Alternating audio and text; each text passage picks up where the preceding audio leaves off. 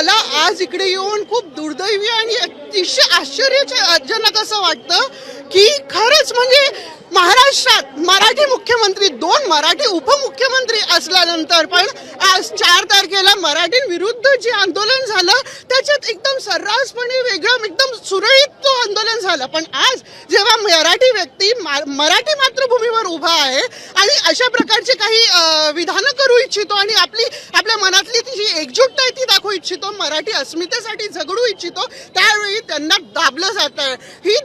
ही जी दबावशाही आहे ही महाराष्ट्रात कदापि चालू शकणार नाही. आणि आम्ही शंका कोण घेते, कोण प्रश्नचिन्ह उभं करते? हेच सरकारमधले जे आपल्या राजकारणाला इकडे राजकारणी पोळ्या भाजण्यासाठी